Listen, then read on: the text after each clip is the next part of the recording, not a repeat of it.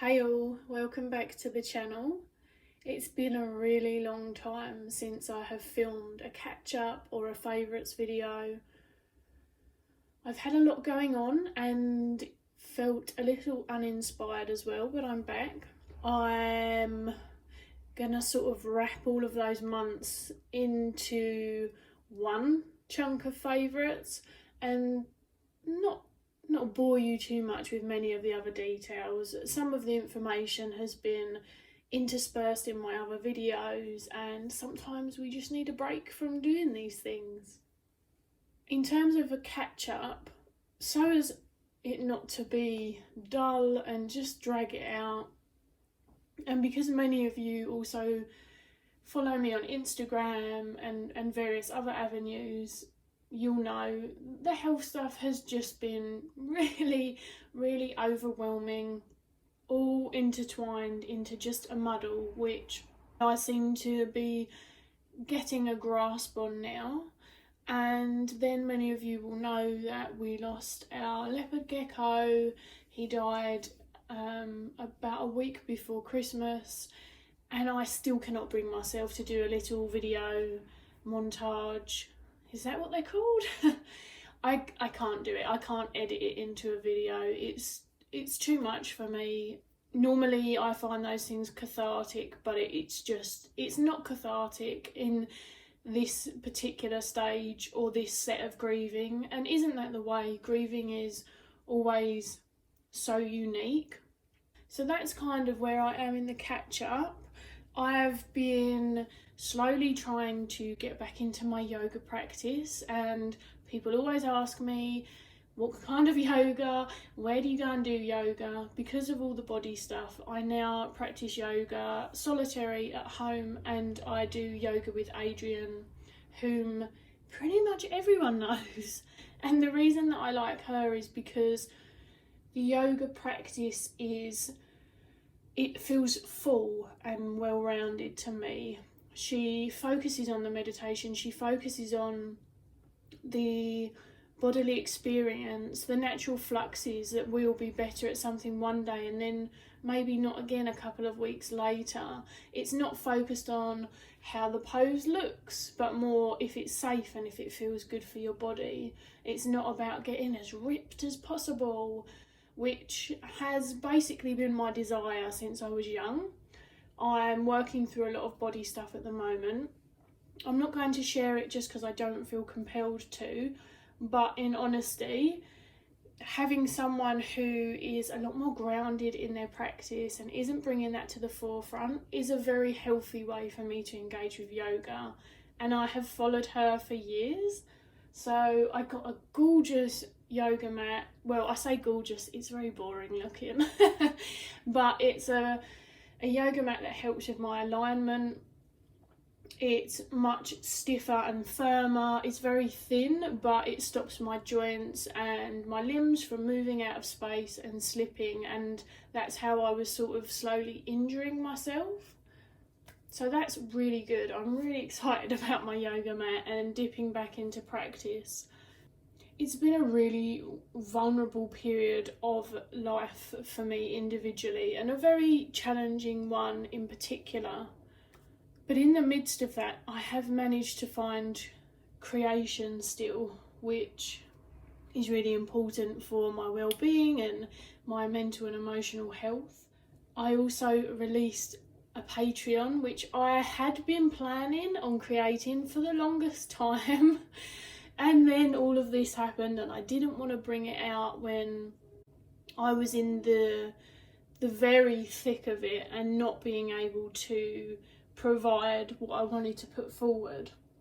I'm very awkward and somewhat uncomfortable advertising my products. I'm trying to get better, but I also don't want to traverse the line from being someone who wants to be a part of the community to everything that I do just seeming like a sales pitch. And therefore I'm toying with it and tweaking it and trying to let people know it's out there, because I'm very excited and I'm very passionate about it. Otherwise I would never have created it. At the same time, it's not going to be something I mention loads. I'm going to put it in my links on every video because I put all my links in there anyway, and then mention it from time to time. But I would say a huge thank you to the people that have jumped in and supported me from the get-go. It opened in February, and supporting a Patreon in the first month means that they're waiting for fresh content. There isn't months worth of backlog. I did do my best, and I really put more out than maybe I would do from month to month, but it's been kind of nourishing being able to start putting into motion that more intimate space that I've been craving, and then also have various offerings on there. It's an equal access Patreon, so you essentially pay as much as you want to or as much as you can afford. That also gives you the ability to go up and down as you need. I'm not going to talk about it too much more. There is a write-up on the Patreon of why I created it and what I'm hoping to develop and share. That's really as much as I need to say, because otherwise this intro is getting really long, and I'm pretty sure that people are quite keen to see Tarot and Oracle because that's what they're here for.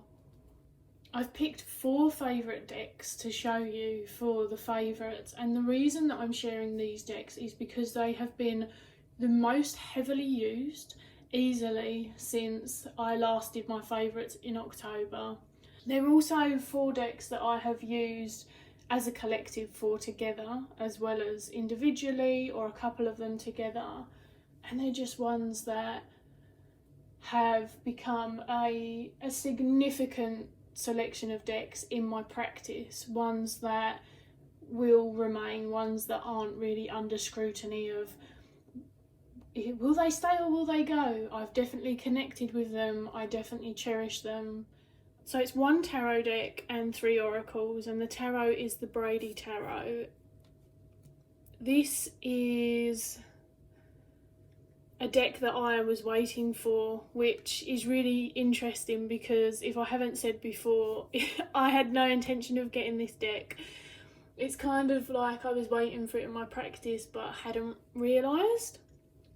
And the reason being is the wild unknown really hits a spot for me in tarot world that really no other decks hit, and that hasn't changed. But in terms of animal decks, this has really fleshed out aspects of my experience. I feel just because of so many little individual aspects that many of the decks that I have some of them, but maybe not all of them. I really appreciate the fact in the Brady Tarot that we have the coloured borders. They then identify the elements on the majors. I work with elements a lot in my practice. I want to bring the major elements more into focus just out of personal interest. I'm enjoying the harder cards a lot more than I thought I would, and not because, as I've said, I can't do hard cards, but because I am kind of the animal person who I'm okay with the animal world and how the system works. You know, animals eat other animals. That is how they survive. That's how they thrive. It's not something that I want to plaster over and pretend it doesn't exist. But in the same vein, do I want to watch the animal programs when something is being killed?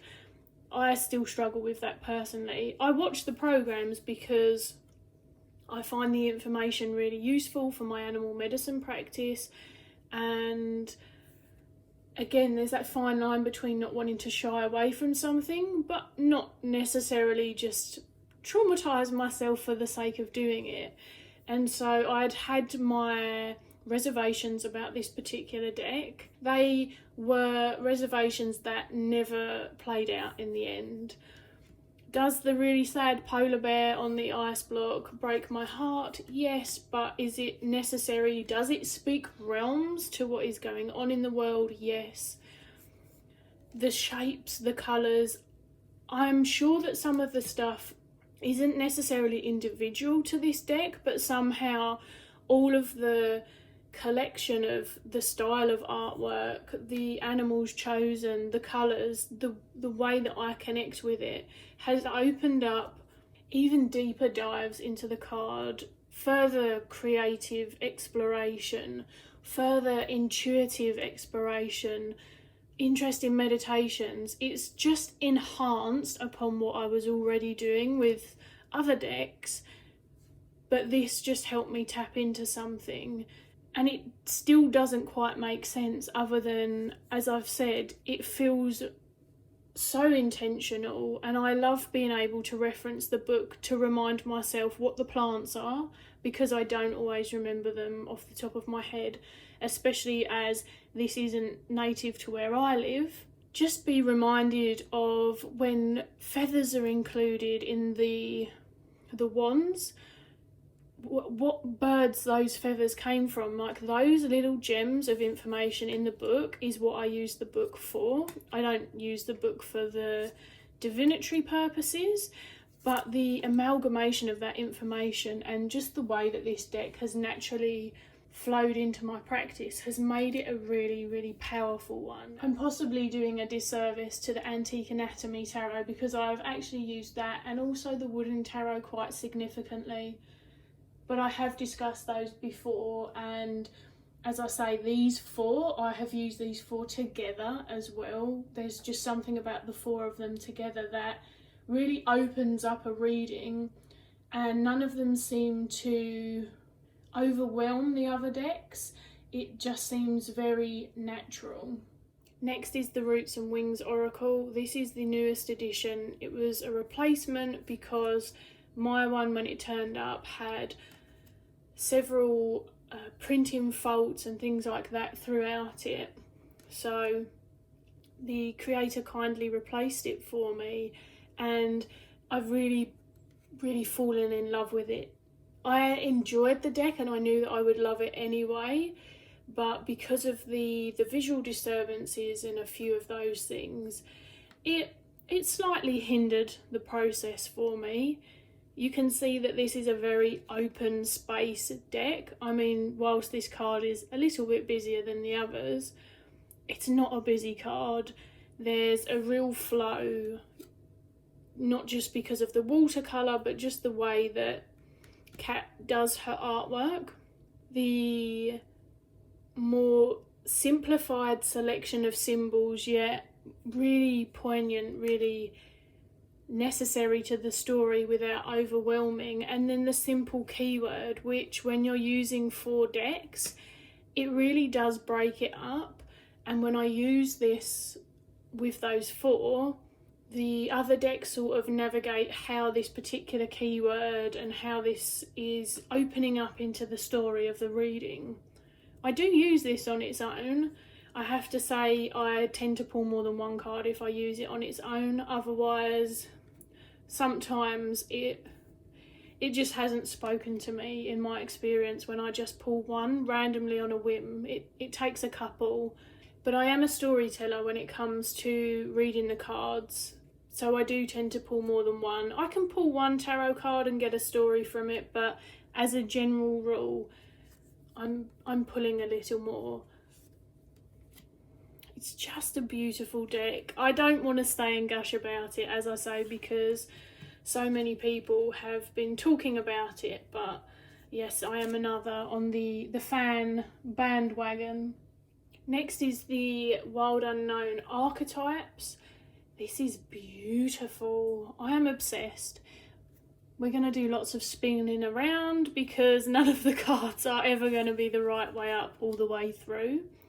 This is a deck that, again, I can pull one card with and easily journey through the card, meditate with the card. But again, I don't personally find it overwhelming or have any issues with pulling multiple cards. In fact, the first day I got it, I pulled multiple cards and then read the intro where she sort of recommends just trying one at first and thought, well, there you go. I'll start as I mean to go on. It's a deck that fits my practice very well as someone who likes the concept of archetypes, as someone who's passionate about psychotherapy and psychology. Kim Kranz is my jam. Her artwork is my kind of thing, and the addition of the raw collage, as I've said before, is something that I particularly enjoy. It opens the imperfect creator up for me, and releasing perfectionism is another of my lifelong journeys that I'm very, very passionate about being less of a perfectionist. And I'm not saying her art isn't perfect in its own way. What I'm saying is I don't believe the concept of perfect being an attainable thing for anything or anyone. And there's something about this that helped me step away from that, and it is probably the way, again, that I engage with the artwork. And the sort of the raw emotional power that is imbued in this deck based on how and why Kim created it. Because I do think, not always, but a lot of the time, that creators do put the sort of energy of where they are at that time into their decks. So this is one that, again, I adore. It seems like it's been kind of like Marmite. People either love it or hate it. If you're a person who's in the middle, then that's okay. I haven't heard any in the middles yet, but you're welcome to let me know down below. And last but not least, the Pathfinder Oracle, created by Skull Garden. This one has been more of a slower connection and process because the deck is very structured. You can see that the four corners have got different moon phases on them, and what the creator has done is given these passive, positive, negative, and it's escaping me, but the opposite of passive, these four different meanings. I don't mind learning different structures for decks, but what I would say is, on going through the book and reading all four meanings, sometimes I don't feel like they naturally flow. So if I look at them as an overall sort of holistic meaning for the tree card, and then break it down into how would this passively speak, how would this be speaking negatively, they don't seem to flow from one to the other in all cases, just for me. But over time I have come to, I guess, create quite solid overall views and meanings for every single one of these based on what I already know about these things, my own intuitive interpretations and attachments and beliefs, the animal medicine when it's there, and then also including some of what I've resonated with from the creator, because I still like to consider their concept. It is their deck. I don't think you have to, but I like to. And I'll be honest, half of the time I just don't use the directions, and I don't find it a problem. I don't feel like I'm using the deck incorrectly. And it really helped me to bond and utilise this deck. I have the mini version as well. I was very lucky. My lovely friend gifted them to me, and I love them. I love his artwork anyway. So I really wanted to connect with this deck, and I definitely made an extra effort. But sometimes I do use the directions, and if I don't remember or I don't feel an intuitive hit, I just simply go back to the book. I really don't feel like there's any shame in that. It's not like I can't bring a message out of it. It's just very dependent on where I am and how I'm feeling. But the book is there for a purpose, and I am not a human dictionary or encyclopedia. And sometimes my brain is just not going to hold all of the information on all of the decks, and that is okay. I wholeheartedly know that other people will disagree with that, and that is okay. That's your prerogative. I am super cool with us agreeing to disagree and still being okay with each other. I want to see that more on YouTube. But yeah, the growing pains have definitely eased when it comes to this deck, and now I'm in love with it. I really enjoy using it intuitively anyway, and I feel like it lends itself to doing that. But because the structure exists and because the corners have the directions on them, I think sometimes people fall into a non-existent pressure of these things, and I don't just project that outwards. That's definitely what happened to me. It was that, well, this is how it's supposed to be used, and when not forcing it, I was actually able to use it more that way, but also find my own rhythm. And it is a beautiful deck. It's definitely my art style. You can see it's very earthy, very animal based. It slots into my practice naturally, so I just needed to get those growing pains out the way, and they, as I say, have eased considerably. And last but not least, I wanted to show you my new way of sort of what I call boring journaling, which isn't like my art journal. And I haven't forgotten my art journal, I've just not been in a space where I've wanted to do it. Also, moving forwards with future favourites and other sort of catch-up videos, I would like to reincorporate channel shout-outs and podcasts and all of those lovely things. I just didn't prepare for today, had some spare time before clients, and figured if I didn't do this, it would be another month that I didn't do it. My YouTubing will just continue to get rough around the edges and I won't want to come back because that's what happens with me. Filming in front of a camera with no one there, it will never feel like a completely natural process for me anyway. I've also really quickly been listening to the Harry Potter books on audio, which has been amazing because Stephen Fry is the narrator and he does voices. It's freaking amazing. So I would chuck that in there because they are awesome. But back to this, before this goes on forever. This is my, oh, I nearly turned it on, my Canon Zoe Mini. It's a mini printer. This went on sale and I'd been waiting for one of them to go on sale for a very long time because I play a long game. And we got this however many months back. And they print off little pictures that are also stickers. So here's a little example because I accidentally printed 2 of these ones. And just to show you how versatile they are, over here, I'm probably not going to be able to get that to balance again. This is one printed off of Zuri. She's in her outdoor enclosure and this is her favourite cat toy. It's made out of patio furniture and therefore can manage all weathers. So whether it's snowed upon, rained upon, it's going to last for years still. An incredible purchase that she has adored for a long time. So the photos are really fun, and what I'm finding is it makes me more compelled to journal, which sounds silly, and I know environmentally it's just a non-necessity. We have to balance our environmental footprint with enjoying life and also not being a douchebag. So that's kind of where I am with it. I'm conscious with things, but this is something that I appreciate, as I say, is a non-necessity and a bit of a thing. But the reason that it's helped me journal more is because I don't need to write down all about the artwork or go back and reference the cards. I have them already there, so I can start reflecting on the colours that came through. Were there more plants, were there more animals in this instance for this deck?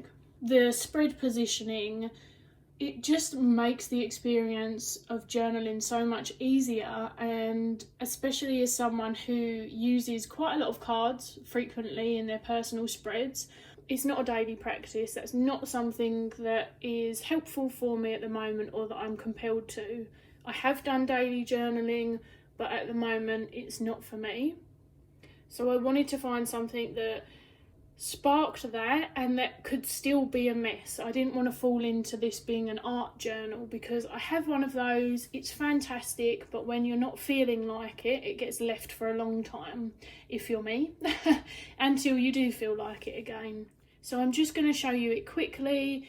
There's no hard and fast rule as to when I do or don't journal, sometimes there's 3 to 4 weeks gap, and sometimes it's merely a couple of days. I do kind of like to sink into my readings, so you get the gist. It's just the pictures and then adding the words in. And I bought this moleskin because I wanted to try the traveller's notebooks with the wrap, but I didn't want to spend money out and get a wrap and then it not be a thing. I wanted to make sure that with my huge handwriting and all of those, you know, little things, whether I could write in a notebook that for me is so tiny. I've got small hands, but I'm just not used to writing in anything this small or narrow. They actually open completely flat, which makes my life so much easier, and I really enjoy it. So it's definitely something that, as and when I can afford to, I will buy a wrap. I'm on a low/no buy at the moment. It's not a depth year, it's more of just a sensible financial thing at the moment. I'm being much more picky about the exceptions than usual, maybe even a bit harsh, but I have chosen to do it, as I say, for circumstantial reasons, and I have so much of this to fill in yet that I have no need for another one. But these are super fun, and one of the things that you can do on the app as well, if you want larger pictures, is you can get a picture and sort of break it into 4, so that then you can stick them all together, and you can still get creative with it. The idea is that if you're going to print loads of pictures every single day, then it's going to cost you a fortune. I bought these in bulk, cheap, off of eBay, the plain zinc paper, and it will last me very well. That's it for my catch-ups. It's very rough around the edges, and I know I always end up apologising, and I need to stop. I do feel like I'll get back into the swing of things, but at the moment I'm just trying not to force anything.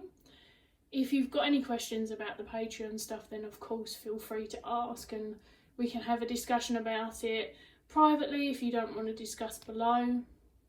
If you want to share your favourites with me, go for it. If you want to discuss videos that you've loved, that you think I'll enjoy, or recommend YouTubers or tags, you know, I'm not promising I'm going to jump in on the tags, but I do love to hear, and I think that I'm probably missing a lot and not hearing a lot at the moment. So whatever you feel compelled to share below, then of course you are more than welcome and encouraged to do so. I hope March is treating you all well so far, and I will catch you all again soon.